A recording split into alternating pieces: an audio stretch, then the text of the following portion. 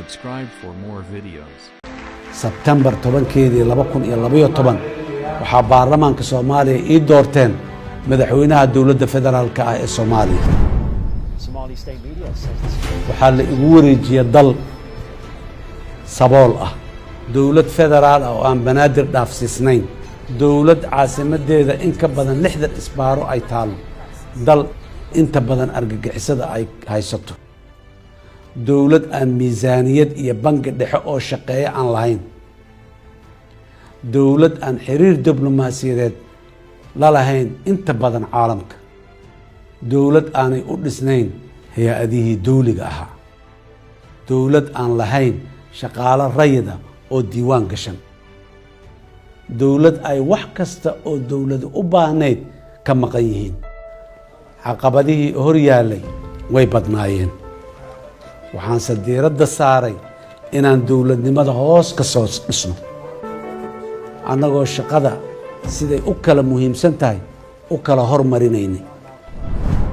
waxaan ku dhaqaaqnay fulinta heshiiskii bulsho ee ahaa hirgelinta nidaamka federaalka ah. waxaan ku guulaysanay xoreynta gobollo badan oo argagixisadu ay haysatay.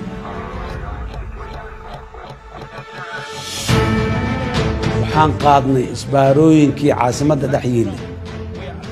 waxaan diiwaan gelinay shaqaalihii rayidka ahaa. waxaan dib u howlgelinay hay-adihii maaliyadda sida bangiga dhexe. waxaan dejinnay miisaaniyaddii qaranka.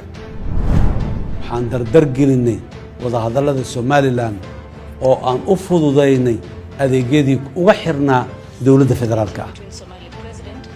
waxaan soo celinay xiriiradii caalamiga ahaa. waxaan dejinnay siyaasad arrimo dibadeed oo ka madax bannaan collaysi, annagoo danta Soomaaliya ku raadinay iskaashi iyo diblomaasiyad.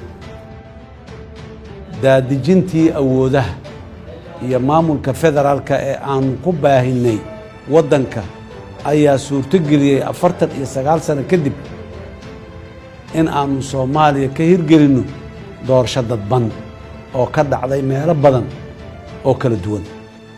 anigoo ka dhabaynay u saldhigidda siyaasadda xasiloon ayaan hirgeliyey doorasho hufan, daah furan, loo dhan yahay, loona siman yahay, oo la iiga guulaystay natiijadeediina aan aqbalay. shaqadii aanu ka qabannay qaran dhiska iyo haykalka dawliga ah waxaa ku yimiday dib u dhac. dalkuna wuxuu maanta marayaa siyaasad ahaan, amni ahaan, dhaqaale ahaan iyo diblomaasiyad ahaanba meel ka liidata meeshii aan uga tegey. Soomaaliya iyo dadka Soomaaliyeedba waxaa iga haysa laxajeclo qoto dheer.